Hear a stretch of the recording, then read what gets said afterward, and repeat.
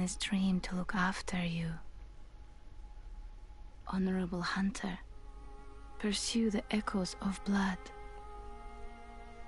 and I will channel them into your strength. You will hunt beasts, and I will be here for you to embolden your sickly spirit. I love the doll. I love absolutely everything about the doll. Forget the Firekeeper. Forget the... What's her name? The Maiden in Brass from Dark Souls 1. Forget every other level up maiden out there. Forget the Maiden in Black. It's all about the doll for me. She's fantastic, and there's so much more to her than you initially expect. He was a hunter long, long ago, but now serves only to advise them. That isn't strictly true. He is obscure, unseen in the dreaming world. Still, he stays here, in this dream. Such is his purpose. The language there's very suspect. Unseen and obscure and occluded have particular ramifications in the world of Bloodborne that we need to we'll talk about in later episodes, particularly those that talk about cosmic horror and Lovecraft and the Cthulhu mythos. Very well. Let me... Vit is always worth raising this early in the game. Strength 2. Oh, you know what? I want to get my blood tinge up. I would love to run an arcane build, but I'm so out of practice. I would be dire. I would be absolutely fucking terrible. I have a Blood Drunk Hunter. Oh, Beckoning Bell, of course. I have a Blood Drunk Hunter. I'm gonna stop being wrong about this stuff eventually. While we're here, we may as well take the opportunity to change our character's dress from the black hood and the sort of the foreign garb, which mark you out as an outsider, to Yharnam, which actually is kind of very important later on in the game, to the hunter garb. And this is a set that's separate from... There are two sets of hunter stuff. You get some from the messengers, and you get some, where I found it, from the in the sewers. And do I want to remove that? I mean, obviously, I'm playing as close as possible. I made my character as close as possibly resemble Bayonetta, because everybody wants to play with Bayonetta. But I feel, god damn it, that's a cool outfit. Soulsborne is, Fashion Souls is so important in this game. But I feel like this is going to be the look for quite some time.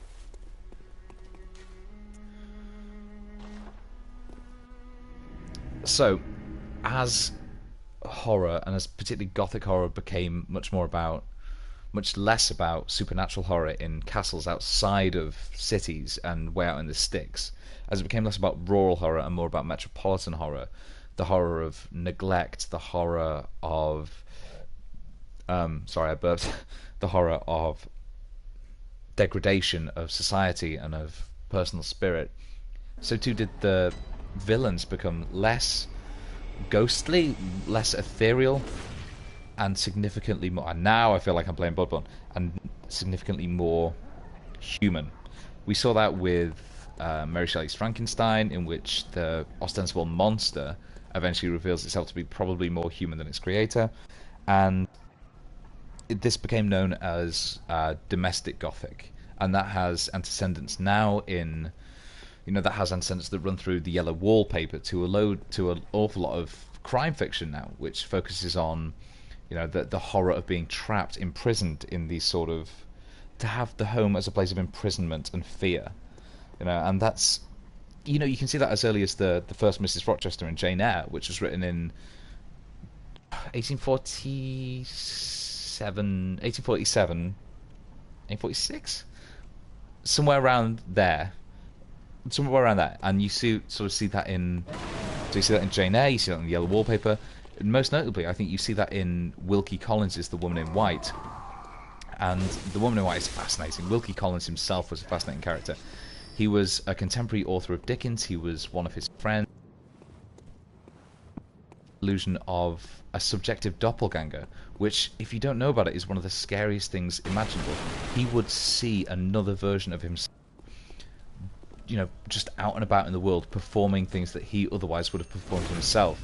Notably, he claimed that he would often wake in the middle of the night to see his doppelganger sitting at his desk.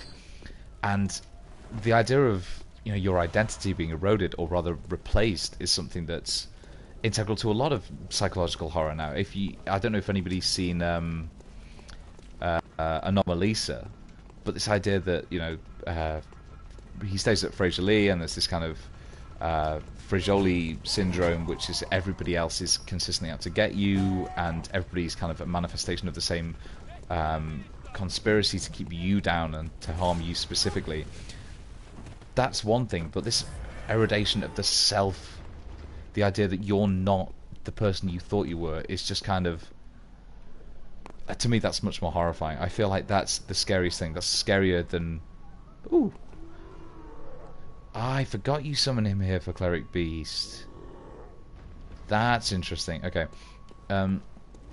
So this idea that you might be the villain of your own story is something that I feel is terrifying, and is much more reflective in later Gothic horror and later Gothic fiction. So yeah, Wilkie Collins' Woman in White, it turns out that this previously suspected supernatural horror of the title of Woman in White, it turns out she's actually she's a physical woman. She's just a victim of neglect of the sort that was common in Victorian times. And I don't know, I think you should, if you're listening to this, you should probably read Drood by Wilkie Collins, rather by Dan Simmons, before he went completely off the rails and like anti-Islamist and just a real piece of shit. But some of his early work was fantastic, and Drood is one of them, because it really captures this kind of, exactly this scene, smoky Victorian era catacombs, and it tells the tale of Dickens and his obsession with mesmerism, the idea that he could hypnotize people so completely that he could have control over them. And it's just it's a fascinating work, and it's a fascinating look at the nature of spiritualism in Victorian era. Who died? Oh, you little fuck. I'm gonna go outside. I feel like that's a better idea. That's the thing. Like, it's hard enough playing this game. Hard enough playing this game when you're out of practice, but trying to talk about architect shit. Nope. I feel like that was quite nicely done. Oh, you little twat. Yeah, so... Sorry, if you've not played Bloodborne before, you'll notice that what I'm fighting now is a werewolf. And we're going to get onto the nature of werewolf literature in a bit, but yeah, I can imagine that's actually quite a shock for people who've not played that before. It was originally known, this game, under its code name, its working title of Beast Souls, which is obviously a reference to FromSoft's previous titles, Demon Souls and Dark Souls. But I'm glad they went with Bloodborne, because A, it kind of reflects the changed nature of gameplay mechanics, which is a lot more visceral, a lot more reactionary, a lot more... In fact, no, not reactionary. It's a lot more... you have to be on the attack at all times. One of the central mechanisms of the game is regain, in which once you take damage, you just start swinging, and you have to sort of take revenge for this. It's a much more bloodthirsty nature of gameplay than sort of sword and board, stand behind a shield and wait that Dark Souls was. In fact, I completed Dark Souls 2, which I'm also going to be streaming at some point. I completed that the first time with the starting broadsword you get, which it's a completely legit way to play, but it's not ideal, and it's particularly not... It doesn't show the game at its best, I feel, and that's partly from FromSoft's fault for containing so many just standard, basic, boring... Where are you? Weapons in the opening sections, but what the fuck was that? Oh, Bloodborne. And also, obviously, the idea that Bloodborne refers to, the idea of disease. You are explicitly going in the opening to Yharnam, to this city, to be cured of a disease via administration of beast blood. So it refers both to the nature of disease, but also to the idea that there are for lack of a better word, and without wanting to sound too Metal Gear Solid-y, mimetic. There are memes here at play. There are ideas. There are tangible traditions and everything that gets passed down through from society to society, from city to city, from culture to culture, from civilization to civilization. And a lot of that is about the degradation of society. And so there's this, which leads us neatly onto the next topic, which is everything referred to as Gothic has a relationship with societal degradation. So its opponents in the Victorian era were those who said, "Oh, you know, we need to harken back to an age of romance, the Romans, and sort of the societies that came before, the ancient Greeks. Everyone's fallen through the world, and so there was this idea that Gothic culture, by its very nature, was kind of a return to a previous era, a more a more barbarian, a less civilized age. The irony there is that the Romans themselves, Tacitus, that's probably pronounced wrong, but he was military leader, and he himself praised the Goths. He said that they were kind of this embodiment of this positive and active and vital life force that was so lost in modern Rome. And by modern Rome, I of course mean past Rome. And so this people live with this idea of that the past is kind of a lot morally superior, was a lot more virtuous than today.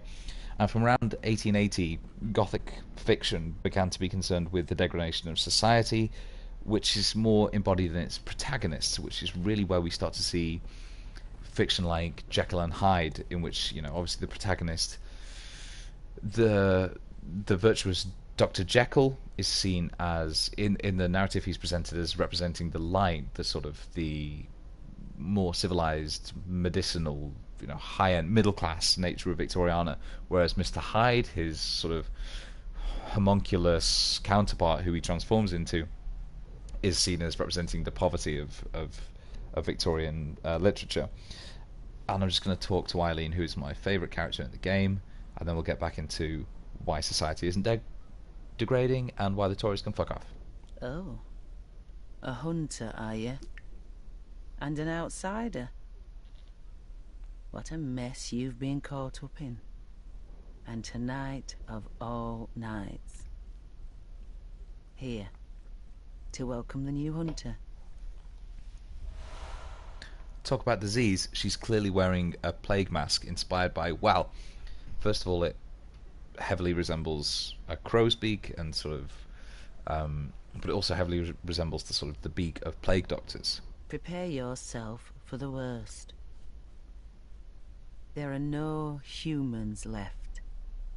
They're all flesh-hungry beasts now. Still lingering about. What's wrong? A hunter unnerved by a few beasts. I love you, Eileen. No matter. Without fear in our hearts, we're little different from the beasts themselves. Thank you. Fucking, I forgot she said that. That leads so neatly onto what I'm going to talk about now. So, Max Nordau, he was a journalist, he was a writer, he was a playwright. He spoke about Gothic fiction being a sort of return culture, being, you know, a culture in decline, an idea that this was the beginnings of an eroding of civilized society. He thought that the preponderance of Gothic fiction, the popularity of drinking and whoring, was, you know, evidence that the culture was in decline. And he succumbs to something that a lot of modern commentators, particularly those on the right, subscribe to, which is the idea that the past was a golden age in which everything was, you know, right and proper, and modern society, the youth, are failing to live up to those ideals that they set out for us. That is, of course, bollocks. The past was, in almost every case, the past is worse than it is now. Arguably, you can make the case that the Dark Ages, which were instigated by the Goths, were a sort of return to a less civilized and worse age for people, and that progress was halted. But the idea that anybody in the modern era can point to any aspect of culture and go, you know, this is dumber, this is worse, this is somehow less worthy. You're a hunter, aren't you? He's bollocks. Well, do you know of any safe places? Not yet, I'm afraid. I'll get back to you. I've heard. Well, if you hunters got off your arses, you wouldn't be in this mess. You're obligated to help me, you hear? So what'll it be? Are you going to tell me you're not? No. Yeah, I should have known. You're good for nothing. No respect for the elderly is what that is. Do you have to love the voice acting in Souls games? That little good you Soulsborne. outsiders do. Go on. Admit it. You think we're all mad, don't you? Well, go and stop it. I know all your tricks. Alright, that's a question. What do outsiders in the world of Bloodborne know of Yharnam? Is by its kind of geographical proximity the scourge of the beast relegated to this? We don't have examples, as we do in Dark Souls, of other cultures, other civilizations having been, I forgot that these guys come out, having been fucked up by beast blood. In the same way that you have that in, I mean, it's not canon that this is in the same world as Demon Souls. Originally, Father Gascoigne said Umbaso, which is Demon Souls, just generic priestly greeting, I don't know. And there was a great old one in that, who it turned out was both, you know, who was worthy of veneration from one side and the other. But you don't get the impression that people outside of Yharnam have to deal with this sort of stuff. Particularly because of its nature as a dream. It's kind of, okay, so it's like a diegetic instance, like an instanced world. People in Yharnam who partake of the beast blood in real life eventually end up here. That's a shortcut by which you can get down here. This opens up the gate over here, which is just fantastic. And eventually I'm going to be going over there, obviously. But, oh no, wait. I fucked up. Oh god, I can't remember this sort of stuff. But yeah, Max Nordau, he thought that Gothic fiction in particular thought that there was he foresaw it as a degradation of society, which is echoed in every other society who looks back on their own past and masturbates to its own baby pictures. You know, it's the Golden Age Fallacy. It's the idea that things used to be better than they were. And honestly, I genuinely believe it is purely because older people who typically enforce the gerontocracy like to believe that they are more worthy of respect and that they suffered more than everybody else. It's the Four Yorkshiremen sketch from Monty Python. They think that they suffered worse than everybody else, so their achievements are so much greater, so that the things that people are into now, the cultural and societal, you know, for lack of a better word, inspiration that people talk about, the distractions, they like to think that they're worth less than their own. And so during the Victorian era, when Gothic fiction had become much more internalized, it had gone from external horror of ghosts and beasts to, you know, the evil that lurks in the heart of man. That was linked to the decline of the was linked to the decline of the British Empire specifically, because it was obviously a major preoccupation for British Victoriana at the time. You know, this idea that, God, you keep hearing the cleric beast every time you come back. That's fantastic. So and the idea that society is degrading has, as a result of this kind of loss of empire, is everywhere. It was the case in Rome, in ancient Rome. You had commentators towards the end of that empire talking about how, as Tacitus did, the Goths embodied this kind of life force, this vitality that contemporary Rome did not.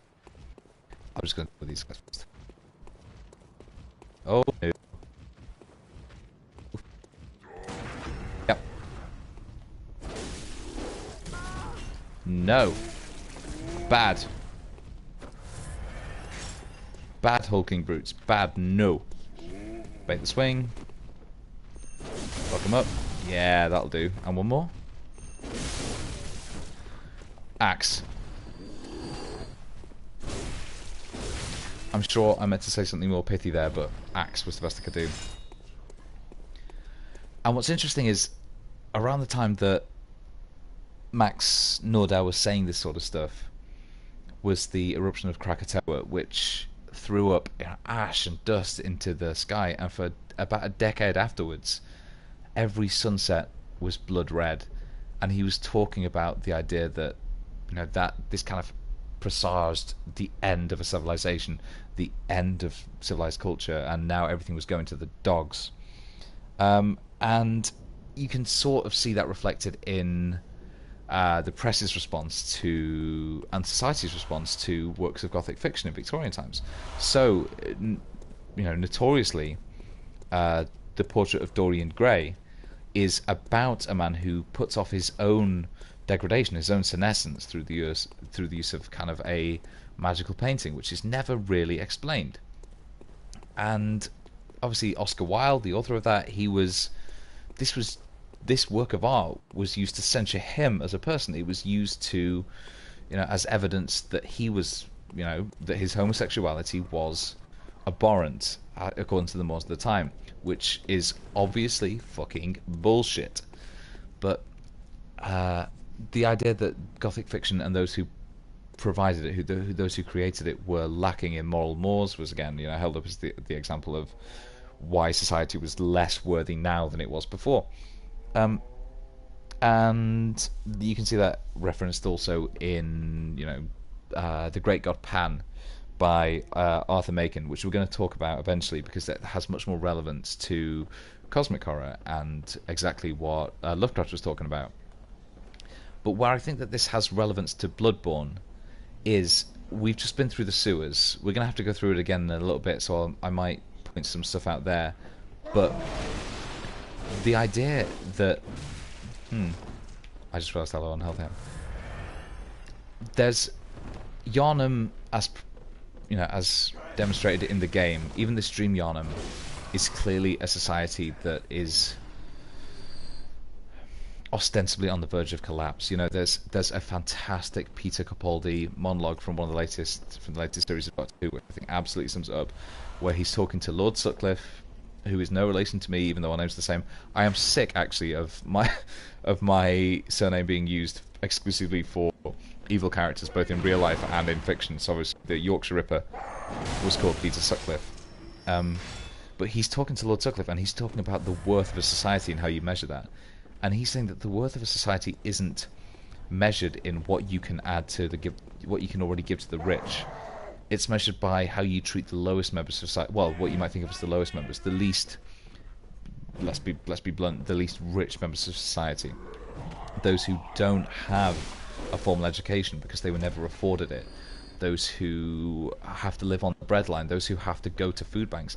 And he's saying that you measure a society by how you treat its least fortunate citizens, not how you benefit its rich ones. And I'm going to give Cleric Beast one go now. Jesus. And then we'll go over to Father Gascoigne, and between them we'll talk about the werewolf myth and the origins of that. But there's just so much to say about Gothic fiction, the relationship between personal worth and external horror, and how that becomes internalized over time, that is so relevant to Bloodborne. I just want to point out that this is literally the Charles Bridge in Prague, even down to the statuary on the side and the shape of these buttresses. That's not a buttress, I just want to say it again. And yeah, Bloodborne is clearly a very heavily Gothic inspired game, not just in terms of its architecture, but in terms of its system of morality, and in terms of, or rather its amorality, and in terms of how we deal with internalized horror. And eventually we're going to talk about things like the bicameral mind, and what are the great old ones, how would a society react to, you know, suddenly having tangible proof that these things exist. But yeah, I feel like if you want to learn any more about what I've been talking about, by the way, there is this incredible book. It's called Terror and Wonder: The Gothic Imagination, and it's a collection put together by the British Library. And I went to the exhibition. It was fantastic. I've named this character Carmilla after a female vampire that got mentioned there, and we're going to be talking about vampires later on. Oh, that's beautiful. I almost wish I didn't have to die fighting the cleric beast now. I don't have any oil urns. Where do I get those? Do I have oil urns? Yes. And Molotovs. Okay, so what I was talking was bollocks. Alright, here we go. No talking for this. Although I might talk about some of the gameplay design. Look at that fucking thing. That's so clearly Manus, Father of the Abyss from Dark Souls. You notice I got an insight just from seeing it. And here we hear the music, the soundtrack kicking in.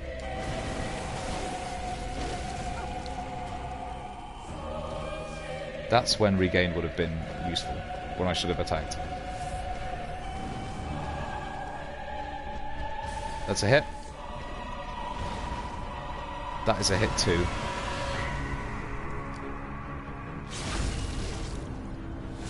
And they can see just the sheer... The purpose of those visceral attacks.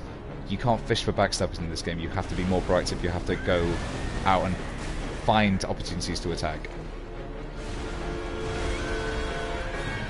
I should be saving this. That's a hit? No, what a bunch of bollocks. Right. If you're a Souls veteran, it's so tempting at this point to just sword and board it, but you can't. There are 2 shields in the game. One is useful in a very specific set of circumstances, the other is never useful, and in fact is purely there to take the piss out of Souls players who overuse swords.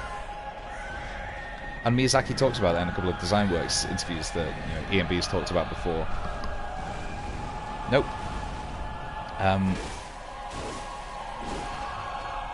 That Miyazaki said that he wanted to incorporate gameplay mechanics into Bloodborne in a much more literal. Oh, that was fucking amazing! And a much more literal way than he did with Dark Souls.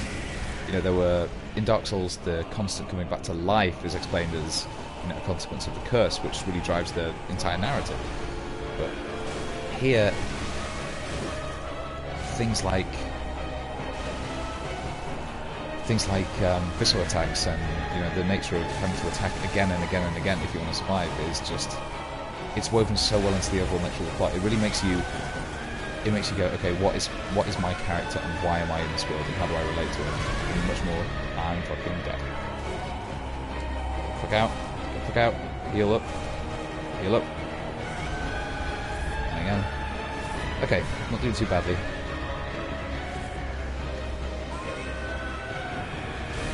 Oil urn. Let's make it toss it around.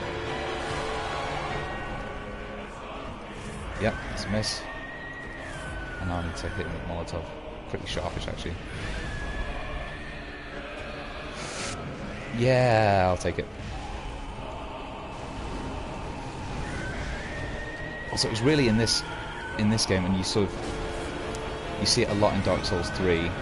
The enemies will just relentlessly attack. I'm thinking particularly of Vicar Amelia, and this guy actually, and Orphan of fucking Cars, who all they do is just attack, and you really have to figure out how to deal with it. At least in sort of Dark Souls 1 and 2, there were pauses, where you could take advantage of an enemy's kind of passivity in a sense, or rather their more obviously video gaming mechanics. But if you think about things like shit, what's his name? The Red Hood from the end of DS3. That should have been a hit.